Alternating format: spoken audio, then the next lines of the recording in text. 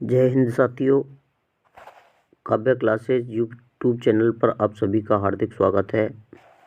आज हम हिंदी साहित्य के आदिकालीन अंतिम प्रश्न उत्तरी पर बात कर रहे हैं। प्रथम प्रश्न है, अपभ्रंश रचना भविष्य कथा या कहा के रचनाकार कौन है? विकल्प 1 पुष्पदत्त, विकल्प 2 हेमचंद्र, विकल्प 3 धनपाल, विकल्प 4 स्वयंभू। प्रथम प्रश्न का सही उत्तर होगा विकल्प सी। विकल्प सी इसका सही उत्तर होगा धनपाल। विकल्प सी प्रथम प्रश्न का सही उत्तर है धनपाल। प्रश्न नंबर 2, दुआकोश के रचयिता हैं। दुआकोश के रचयिता हैं विकल्प 1 सरैप्पा, विकल्प एक सरैप्पा, विकल्प 2 सबरप्पा, विकल्प 3 देवसेन, विकल्प 4 शालिभद्र सूरि। दूसरे प्रश्न का सही उत्तर होगा विकल्प ए सरैप्पा। सरैप्पा इसका सही उत्तर होगा। प्रश्न नंबर 3 पर यदि हम देखें तो आदिकाल को आधार काल किसने कहा? विकल्प 1 राहुल सांस्कृत्यायन, विकल्प बी रामकुमार वर्मा, विकल्प सी नगेंद्र, विकल्प डी मोहन अवस्थी। तीसरे प्रश्न का सही उत्तर होगा विकल्प डी मोहन अवस्थी ने आदिकाल को आधार काल के नाम से बताया है। प्रश्न नंबर 4, उत्तर अपभ्रंश को पुरानी हिंदी किसने कहा? विकल्प ए हेमचंद्र, विकल्प बी रामचंद्र शुक्ल, विकल्प सी राम सिंह, विकल्प डी चंद्रधर शर्मा गुलेरी। प्रश्न नंबर 4 का सही उत्तर होगा विकल्प डी चंद्रधर शर्मा गुलेरी ने उत्तर अपभ्रंश को पुरानी हिंदी कहा है। प्रश्न नंबर 5, सरैप्पा को हिंदी का पहला कवि मानने वाले विद्वान हैं। विकल्प ए राहुल सांस्कृत्यायन, विकल्प बी डॉक्टर रसाल, विकल्प सी गणपति चंद्रगुप्त, विकल्प डी धीरेन्द्र वर्मा। पांचवें प्रश्न का सही उत्तर होगा विकल्प ए राहुल सांस्कृत्यायन जी ने सरैप्पा को हिंदी का पहला कवि बताया है। प्रश्न नंबर 6, जैन कवि स्वयंभू ने अपने ग्रंथ पहुंचरे में वर्णन किया है। विकल्प ए गौतम बुद्ध के चरित्र का, विकल्प बी कृष्ण कथा का, विकल्प सी राम कथा का, विकल्प डी जैन धर्म सिद्धांत का। छठे प्रश्न का सही उत्तर होगा विकल्प सी राम कथा का वर्णन किया है स्वयंभू ने अपने ग्रंथ पहुंचरे में। प्रश्न नंबर 7, करकंड चरित्र के रचनाकार कौन है? विकल्प ए कनका मरमुनि, विकल्प बी पुष्पदंत, विकल्प सी धनपाल, विकल्प डी जोइंदू। सातवें प्रश्न का सही उत्तर होगा विकल्प ए कनका मरमुनि। प्रश्न नंबर 8 को देखें तो कवि आदिकाल को अपभ्रंश काल किसने कहा? विकल्प ए डॉक्टर नगेंद्र, विकल्प बी धीरेन्द्र वर्मा, विकल्प सी डॉक्टर बच्चन, विकल्प डी गणपति चंद्रगुप्त। तो आठवें प्रश्न का सही उत्तर होगा विकल्प बी धीरेन्द्र वर्मा ने आदिकाल को अपभ्रंश काल कहा है। प्रश्न नंबर 9, आदिकाल को अत्यधिक विरोधों और व्याघातों को युग किसने कहा? विकल्प ए रामकुमार वर्मा, विकल्प बी रामचंद्र शुक्ल, विकल्प सी हजारी प्रसाद द्विवेदी, विकल्प डी मिश्र बंधुओं ने। 9वें प्रश्न का सही उत्तर होगा विकल्प सी हजारी प्रसाद द्विवेदी ने आदिकाल को अत्यधिक व्याघातों और विरोधों का काल युग कहा है। प्रश्न नंबर 10, किस हिंदी काव्य में सर्वप्रथम 12मासा वर्णन का प्रयोग किया गया है? विकल्प ए विशलदेव रासो, विकल्प बी परमाल रासो, विकल्प सी पद्मावत, विकल्प डी पृथ्वीराज रासो। 10वें प्रश्न का सही उत्तर होगा विकल्प ए विशलदेव रासो में सर्वप्रथम 12मासा का वर्णन मिलता है। प्रश्न नंबर 11 है, पृथ्वीराज रासो को सुखी संवाद के रूप में रचित मानने वाले आलोचक हैं। विकल्प ए आचार्य रामचंद्र शुक्ल, विकल्प बी नामवर सिंह, विकल्प सी हजारी प्रसाद द्विवेदी, विकल्प डी श्याम सुंदर दास। 11वें प्रश्न का सही उत्तर होगा विकल्प सी हजारी प्रसाद द्विवेदी ने पृथ्वीराज रासो को सुखी संवाद कहा है। प्रश्न नंबर 12 है, आदिकाल को बीज वपन काल किसने कहा? विकल्प ए महावीर प्रसाद द्विवेदी, विकल्प बी हजारी प्रसाद द्विवेदी, विकल्प सी विश्वनाथ प्रसाद मिश्र, विकल्प डी जॉर्ज ग्रियर्सन। 12वें प्रश्न का सही उत्तर होगा विकल्प ए महावीर प्रसाद द्विवेदी ने आदिकाल को बीज वपन काल कहा है। प्रश्न नंबर 13, किसी भी जाति के साहित्य का उस जाति के सामाजिक एक राजनीतिक वातावरण को ही प्रतिबिंबित करता है। यह साहित्य की प्रवृत्ति संबंधी समाज की प्रवृत्तियों की सूचक होती है। इस धारणा को सुव्यवस्थित सिद्धांत के रूप में किसने प्रतिपादित किया? विकल्प ए हीगल, विकल्प बी मार्क्स, विकल्प सी रूसो, विकल्प डी तेन। 13वें प्रश्न का सही उत्तर होगा विकल्प डी तेन ने इस सिद्धांत का प्रतिपादन किया है। 14वां प्रश्न है, तेन द्वारा अपने अंग्रेजी साहित्य के इतिहास में प्रतिपादित साहित्य की विभिन्न प्रवृत्तियों के मूल में कौन सा तत्व नहीं है? विकल्प ए जाति, विकल्प बी वातावरण, विकल्प सी प्रतिभा, विकल्प डी क्षण विशेष। 14वें प्रश्न का सही उत्तर है विकल्प सी प्रतिभा। प्रश्न नंबर 15, भक्तमाल के रचयिता कौन है? विकल्प ए सूरदास, विकल्प बी नाभादास, विकल्प सी परमानंद दास, विकल्प डी गोकुलदास। 15वें प्रश्न का सही उत्तर होगा विकल्प बी नाभादास।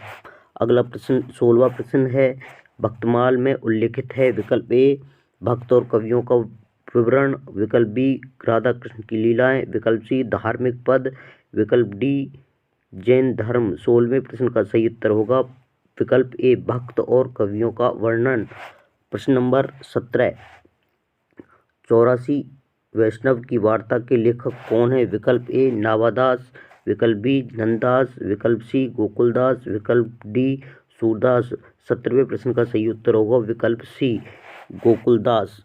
प्रश्न नंबर 18, हिंदी साहित्य के दीर्घकालीन गाथा को सूत्रबद्ध रूप में प्रस्तुत करने का सर्वप्रथम प्रयास किसने किया? विकल्प नंबर 1 गार्जा दातासी, विकल्प नंबर 2 जॉर्ज इब्राहिम ग्रियर्सन, विकल्प नंबर सी मौलवी कमरुद्दीन, विकल्प डी आचार्य रामचंद्र शुक्ल। 18वें प्रश्न का सही उत्तर होगा विकल्प ए गार्जा तासी। प्रश्न नंबर 19, गार्जा तासी द्वारा लिखे गए हिंदी साहित्य का नाम क्या है? विकल्प ए इंदोई साहित्य का इतिहास, विकल्प बी इतवार द लिटरेचर इंदोई हिंदुस्तानी, विकल्प सी तजाकिरा ई सुआरा ई हिंदी, विकल्प D the modern vernacular literature of Hindustan. 19वें प्रश्न का सही उत्तर होगा विकल्प बी इतवार द लिटरेचर इंदोई हिंदुस्तानी। ये गार्जा तासी द्वारा लिखा हिंदी साहित्य का प्रथम इतिहास है। प्रश्न नंबर 20, भाषा काव्य संग्रह 1930 ईस्वी के लेखक कौन है? विकल्प ए बाबू श्याम सुंदर दास, विकल्प बी मिश्र बंधु, विकल्प सी महेश दत्त शुक्ल, विकल्प डी शिव सिंह सेंगर। प्रश्न नंबर 20 का सही उत्तर होगा विकल्प सी महेश दत्त शुक्ल। प्रश्न नंबर 21, हिंदी नवरत्न के लेखक कौन है? विकल्प ए आचार्य रामचंद्र शुक्ल, विकल्प बी मिश्र बंधु, विकल्प सी ग्रियर्सन, विकल्प डी शिव सिंह सेंगर। प्रश्न 21 का सही उत्तर होगा विकल्प बी मिश्र बंधु।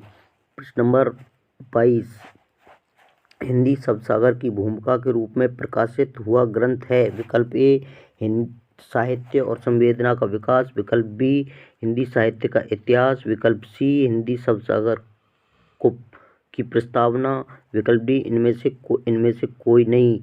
22वें प्रश्न का सही उत्तर होगा विकल्प बी हिंदी साहित्य का इतिहास, आचार्य रामचंद्र शुक्ल।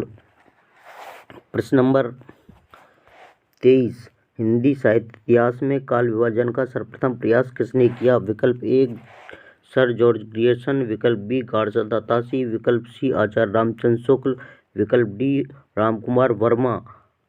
23वें प्रश्न का सही उत्तर होगा विकल्प ए सर जॉर्ज इब्राहिम ग्रियर्सन। प्रश्न नंबर 24, हिंदी के आदिकाल को सिद्ध सामंतकाल नाम किसने दिया? विकल्प ए हजारी प्रसाद द्विवेदी, विकल्प बी विश्वनाथ मिश्र, विकल्प सी रामचंद्र शुक्ल, विकल्प डी राहुल सांस्कृत्यायन। 24वें प्रश्न का सही उत्तर होगा विकल्प डी राहुल सांस्कृत्यायन ने आदिकाल को सिद्ध सामंतकाल नाम से पुकारा है। प्रश्न नंबर 25, हिंदी साहित्य का आदिकाल व्याख्यान ग्रंथ किसने किसका है? विकल्प ए डॉक्टर गणपति चंद्र गुप्त, विकल्प बी आचार्य रामचंद्र शुक्ल, विकल्प सी हजारी प्रसाद द्विवेदी, विकल्प डी मिश्र बंधु। 25वें प्रश्न का सही उत्तर होगा विकल्प सी हजारी प्रसाद द्विवेदी। प्रश्न नंबर 26, आचार्य शुक्ल ने हिंदी का प्रथम महाकवि किसे माना है? विकल्प ए विद्यापति, विकल्प बी शरपाद, विकल्प सी चंद्रवरदाई, विकल्प डी अमीर खुसरो। 27वें प्रश्न का सही उत्तर होगा विकल्प सी चंद्रवरदाई को आचार्य रामचंद्र शुक्ल ने हिंदी का प्रथम महाकवि। अगला प्रश्न है प्रश्न नंबर 26, पृथ्वीराज रासो को सर्वप्रथम विवादित घोषित किसने किया? विकल्प ए कर्नल जेम्स टॉड, विकल्प बी डॉक्टर वूलर, विकल्प सी रामचंद्र शुक्ल, विकल्प डी मुरारी दान। इसका 26वें प्रश्न का सही उत्तर होगा विकल्प बी डॉक्टर वूलर। अगला प्रश्न 27वां प्रश्न है 28वां प्रश्न है ब्रजभाषा का वह रूप जिसमें राजस्थानी बोली का मिश्रण है। विकल्प ए डिंगल, विकल्प बी मैथिली, विकल्प सी पिंगल, विकल्प डी संधा भाषा। 28वें प्रश्न का सही उत्तर है विकल्प ए डिंगल भाषा। प्रश्न नंबर 29, कायमास वध किस ग्रंथ की प्रमुख घटना है? विकल्प ए कीर्तिलता, विकल्प बी परमाल रासो, विकल्प सी संदेश रासक, विकल्प डी पृथ्वीराज रासो। 29वें प्रश्न का सही उत्तर होगा विकल्प डी पृथ्वीराज रासो। अगला प्रश्न है 30वां, राठौड़ी ख्यात में किस ग्रंथ का उल्लेख मिलता है? विकल्प ए जयमंग जसचंद्र का और जयचंद्र प्रकाश, विकल्प बी रणमल छंद, विकल्प सी ढोला मारूरा दोहा, विकल्प डी पृथ्वीराज रासो और परमाल रासो। 30वें प्रश्न का सही उत्तर होगा विकल्प ए जयमयंक जसचंद्र का और जयचंद्र प्रकाश। प्रश्न नंबर 31, अभिमान मेरु किसे कहा गया है? विकल्प ए स्वयंभू, विकल्प बी पुष्पदत्त, विकल्प सी देवसेन, विकल्प डी मेरुतुंग। 31वें प्रश्न का सही उत्तर होगा विकल्प बी पुष्पदत्त। प्रश्न नंबर 32, विद्यापति ने अपनी किस कृति को कहानी कहा है? विकल्प ए कीर्तिलता, विकल्प बी कीर्ति पताका, विकल्प सी पदावली, विकल्प डी भूपरिक्रमा। प्रश्न नंबर 32 का सही उत्तर होगा विकल्प ए कीर्तिलता। प्रश्न नंबर 33 है नक्सिक वर्णन की श्रृंगार परंपरा का आरंभ माना जाता है। विकल्प ए प्राकृत पेंगलम से, विकल्प बी राउलवेल से, विकल्प सी ढोला मारूरा दुआ से, विकल्प डी पौंचरेऊ से। इस 33वें प्रश्न का सही उत्तर होगा विकल्प सी ढोला मारूरा दुआ से। प्रश्न नंबर 34, चर्यापद के रचयिता कौन है? विकल्प ए लुइपा, विकल्प बी सबरप्पा, विकल्प सी सरप्पा, विकल्प डी कनप्पा। प्रश्न नंबर 34 का सही उत्तर होगा विकल्प बी सबरप्पा चर्यापद के रचयिता हैं। प्रश्न नंबर 35, आचार्य शुक्ल ने हिंदी का आविर्भाव कब से माना है? विकल्प ए प्राकृत से, विकल्प बी संस्कृत से, विकल्प सी प्राकृत की अंतिम अपभ्रंश अवस्था से, विकल्प डी पाली से। प्रश्न नंबर 35 का सही उत्तर होगा विकल्प सी। प्रश्न नंबर 35 का सही उत्तर होगा। प्रश्न नंबर 36, आलाखंड के रचयिता कौन है? विकल्प ए चंद्रवरदाई, विकल्प बी जगनिक, विकल्प सी नरपतनाला, विकल्प डी अब्दुल रहमान। प्रश्न नंबर 36 का सही उत्तर होगा विकल्प बी जगनिक। प्रश्न नंबर 37, गोरखवाणी नामक पुस्तक के संपादक कौन है? विकल्प ए आचार्य हजारी प्रसाद द्विवेदी, विकल्प बी आचार्य रामचंद्र शुक्ल जी, विकल्प सी पीताम्बर दत्त वड़थ्याल, विकल्प डी मिश्र बंधु। 37वें प्रश्न का सही उत्तर होगा विकल्प सी पीताम्बर दत्त वड़थ्याल। प्रश्न नंबर 38, चर्यापद हैं? विकल्प ए बौद्धों का एक ग्रंथ, विकल्प बी शुद्धों की आचार संहिता, विकल्प सी नाथों की आचार संहिता, विकल्प डी बौद्धों द्वारा तांत्रिक चर्या के समय गाए जाने वाले पद। प्रश्न नंबर 38 का सही उत्तर होगा विकल्प डी बौद्धों द्वारा तांत्रिक चर्या के समय गाए जाने वाले पदों को चर्या पद कहा जाता है। प्रश्न नंबर 39, राहुल सांस्कृत्यायन ने सिद्धों की संख्या कितनी मानी है? विकल्प ए 19, विकल्प बी 78, विकल्प सी 84, विकल्प डी 86। प्रश्न नंबर 39 का सही उत्तर होगा विकल्प सी 84। विकल्प सी इसका सही उत्तर होगा 84। प्रश्न नंबर 40। पृथ्वीराज रासो के सर्गों को क्या कहा जाता है? विकल्प ए सर्ग, विकल्प बी खंड, विकल्प सी अनुच्छेद, विकल्प डी समय। 40वें प्रश्न का सही उत्तर होगा डी समय। पृथ्वीराज रासो के सर्गों को समय कहा जाता है। प्रश्न नंबर 41। उपदेश रसायन रास के रचयिता कौन है? विकल्प ए ज्योतिषी ठाकुर, विकल्प बी अमीर खुसरो, विकल्प सी जिनदत्त सूरी, विकल्प डी शालिभद्र सूरी। 41वें प्रश्न का सही उत्तर होगा विकल्प डी शालिभद्र सूरी। प्रश्न नंबर 42। अपरूप का कवि किसे कहा जाता है? विकल्प ए सरैप्पा, विकल्प बी जायसी, विकल्प सी विद्यापति, विकल्प डी अमीर खुसरो। 42वें प्रश्न का सही उत्तर होगा विकल्प सी विद्यापति। प्रश्न नंबर 43। आदिकाल को वीर काल की संज्ञा किस विद्वान ने दी? विकल्प ए रामकुमार वर्मा, विकल्प बी डॉक्टर रसाल, विकल्प सी हजारी प्रसाद द्विवेदी, विकल्प डी विश्वनाथ प्रसाद मिश्र। 43वें प्रश्न का सही उत्तर होगा विकल्प डी विश्वनाथ प्रसाद मिश्र। प्रश्न नंबर 44। रंडमल छंद काव्य के रचयिता कौन है? विकल्प ए भट्ट केदार, विकल्प बी श्रीधर, विकल्प सी चंद्रबरदाई, विकल्प डी विद्यापति। प्रश्न नंबर 44 का सही उत्तर होगा विकल्प बी श्रीधर। प्रश्न नंबर 45। हिंदी की प्रथम रचना कौन सी कृति मानी जाती है? विकल्प ए दुआकोश, विकल्प बी पृथ्वीराज रासो, विकल्प सी पयुम चरेऊ, विकल्प डी श्रावकाचार्य। प्रश्न नंबर 45 का सही उत्तर होगा विकल्प डी इसका सही उत्तर होगा श्रावकाचार्य हिंदी की प्रथम रचना मानी जाती है। प्रश्न नंबर 46। अपभ्रंश में स्वरों की संख्या कितनी थी? विकल्प ए 8, विकल्प बी 9, विकल्प सी 7, विकल्प डी 11। 46वें प्रश्न का सही उत्तर होगा विकल्प ए 8। अपभ्रंश में 8 स्वरों की संख्या मानी जाती है। प्रश्न नंबर 47। सहजयान का प्रवर्तक किसने किया था? विकल्प ए लुइपा, विकल्प बी देवसेन, विकल्प सी सरैप्पा, विकल्प डी गोरखनाथ। 47वें प्रश्न का सही उत्तर होगा विकल्प सी सरैप्पा। 47वें प्रश्न का सही उत्तर होगा सरैप्पा। प्रश्न नंबर 48। पुण्य या पुष्य को हिंदी का प्रथम कवि किसने माना? विकल्प ए आचार्य शुक्ल, विकल्प बी जॉर्ज अब्राहम ग्रेसन, विकल्प सी आचार्य द्विवेदी, विकल्प डी शिव सिंह सेंगर। 48वें प्रश्न का सही उत्तर होगा शिव सिंह सेंगर। प्रश्न नंबर 49। हिंदी की प्रथम साहित्यिक रचना कौन सी है? विकल्प ए पयुम चरेऊ, विकल्प बी दुआकोश, विकल्प सी श्रावकाचार्य, विकल्प डी करकंड चरेऊ। 49वें प्रश्न का सही उत्तर होगा विकल्प सी श्रावकाचार्य। विकल्प सी इसका सही उत्तर होगा श्रावकाचार्य। प्रश्न नंबर 50। अपभ्रंश साहित्य के वाल्मीकि किस कवि को माना जाता है? विकल्प ए पुष्पदत्त, विकल्प बी आत्मनिर्भर, विकल्प सी जैनाचार्य हेमचंद्र, विकल्प डी मेरुतुंग। 50वें प्रश्न का सही उत्तर होगा विकल्प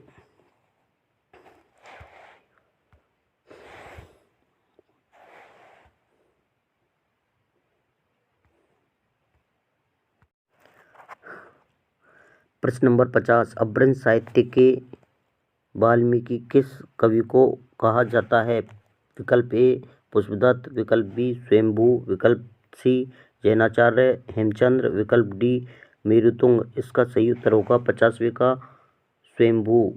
इसका सही उत्तर होगा स्वयंभू। इसको लिखना भूल गए थे। इसका सही उत्तर है स्वयंभू इसका सही उत्तर है। प्रश्न नंबर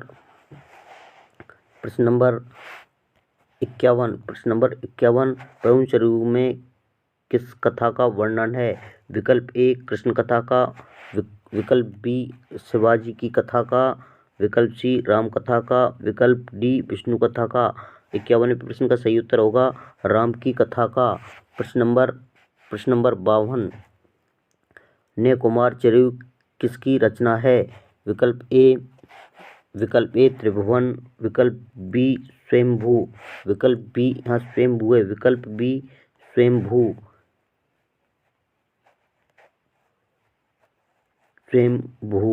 स्वयंभू, विकल्प बी स्वयंभू, विकल्प सी पुष्पदत्त, विकल्प डी हेमचंद्र। प्रश्न नंबर 52 का सही उत्तर होगा विकल्प सी पुष्पदत्त, विकल्प सी पुष्पदत्त। प्रश्न नंबर 53, हेमचंद्र शब्दानुशासन के रचयिता कौन है? विकल्प ए मेरुतुंग, विकल्प बी जैनाचार्य हेमचंद्र, विकल्प सी दामोदर कवि, विकल्प डी शालिभद्र सूरि। इसका सही उत्तर होगा 53वें प्रश्न का सही उत्तर होगा विकल्प बी हेमचंद्र जी। इसका सही उत्तर होगा हेमचंद्र, जैनाचार्य हेमचंद्र जी। प्रश्न नंबर 54, पृथ्वीराज रासो को अप्रमाणिक मानने वाले विद्वान कौन है? विकल्प ए मिश्रबंधु, विकल्प बी आचार्य रामचंद्र शुक्ल, विकल्प सी हीराचंद्र ओझा, विकल्प डी हजारी प्रसाद द्विवेदी। 54वें प्रश्न का सही उत्तर होगा विकल्प बी आचार्य रामचंद्र शुक्ल। प्रश्न नंबर 55, पृथ्वीराज रासो को प्रामाणिक मानने वाले विद्वान हैं? विकल्प ए आचार्य रामचंद्र शुक्ल, विकल्प बी डॉक्टर वूलर, विकल्प सी मुंशी देवी प्रसाद, विकल्प डी श्याम सुंदर दास। 55वें प्रश्न का सही उत्तर होगा विकल्प डी। इसका सही उत्तर होगा श्याम सुंदर दास।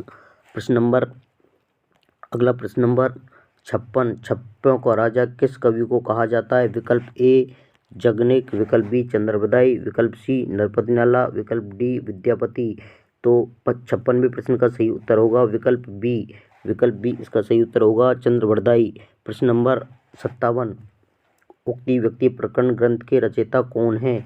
विकल्प ए ज्योतिरेश्वर ठाकुर, विकल्प बी रोड़ा कवि, विकल्प सी दामोदर कवि, विकल्प डी अमीर खुसरो। 57वें प्रश्न का सही उत्तर होगा विकल्प ए ज्योतिरेश्वर ठाकुर। प्रश्न नंबर 58, खड़ी बोली हिंदी के प्रथम कवि कौन हैं? विकल्प ए ज्योतिरेश्वर ठाकुर, विकल्प बी अमीर खुसरो, विकल्प सी दामोदर कवि, विकल्प डी विद्यापति। तो 58वें प्रश्न का सही उत्तर होगा विकल्प बी अमीर खुसरो। प्रश्न नंबर 59, उक्ति व्यक्ति प्रकरण किस प्रकार की रचना है? विकल्प ए श्रृंगार ग्रंथ, विकल्प बी व्याकरण ग्रंथ, विकल्प सी शब्दकोश, विकल्प डी वीर काव्य। 59वें प्रश्न का सही उत्तर होगा विकल्प बी। इसका सही उत्तर होगा व्याकरण ग्रंथ। प्रश्न नंबर 60, खालिक वारी किसकी रचना है? विकल्प ए दामोदर कवि, विकल्प बी अब्दुल रहमान, विकल्प सी अमीर खुसरो, विकल्प डी धनपाल। 60वें प्रश्न का सही उत्तर होगा विकल्प सी यानी अमीर खुसरो। खालिक वारी रचना के रचयिता अमीर खुसरो हैं। गद्य पद्य मिश्रित चंपू काव्य की प्राचीन कृति है। विकल्प ए अशयित कृत हंसावली, विकल्प बी भट्टकेदार कृत जयचंद्र प्रकाश, विकल्प सी रोड़ा कवि कृत राउलवेल, विकल्प डी मधुकर कवि जय मयंक जस चंद्र का। 61वें प्रश्न का सही उत्तर होगा विकल्प सी रोड़ा कवि कृत राउलवेल। प्रश्न नंबर 62, मैथिली हिंदी में रचित गद्य की वे कौन सी पुस्तक है जिसका संपादन डॉक्टर सुनीति कुमार चटर्जी और पंडित बबुआ मिश्र ने किया था? विकल्प ए पहाड़ दोहा, विकल्प बी वसंत विलास, विकल्प सी वर्ण रत्नाकर, विकल्प डी राउलवेल। 62वें प्रश्न का सही उत्तर होगा विकल्प सी वर्ण रत्नाकर। प्रश्न नंबर 63, अमीर खुसरो ने अपनी किस कृति में भारतीय बोलियों के संबंध में विस्तार से लिखा है? विकल्प ए नूपसिपर, विकल्प बी मुकरियाँ, विकल्प सी खालिक वारी, विकल्प डी आखिरी कलाम। 63वें प्रश्न का सही उत्तर होगा विकल्प नंबर सी खालिक वारी। प्रश्न नंबर 64, ढोला मारूरा दोहा के दोहों को हेमचंद्र तथा बिहारी के दोहों के बीच की कड़ी किसने माना है? विकल्प ए डॉक्टर श्याम सुंदर दास, विकल्प बी डॉक्टर रामकुमार वर्मा, विकल्प सी डॉक्टर हजारी प्रसाद द्विवेदी, विकल्प डी जॉर्ज ग्रियर्सन। 64वें प्रश्न का सही उत्तर होगा विकल्प सी डॉक्टर हजारी प्रसाद द्विवेदी। प्रश्न नंबर 65 और आज का अंतिम प्रश्न, महापंडित राहुल सांस्कृत्यायन ने किस रासो ग्रंथ के पदों को चज्जल नामक किसी कवि की रचना को घोषित किया है? विकल्प ए विशलदेव रासो, विकल्प बी अम्बीर रासो, विकल्प सी पृथ्वीराज रासो, विकल्प डी खुमान रासो। 65वें प्रश्न का सही उत्तर होगा विकल्प विकल्प बी अम्बीर रासो। आज का ये अंतिम प्रश्न था। आप सभी से निवेदन है कि इस वीडियो को अधिक से अधिक देखें और अधिक से अधिक शेयर करें। आप सभी का पुनः धन्यवाद अंत तक देखने के लिए। जय हिंद, जय भारत।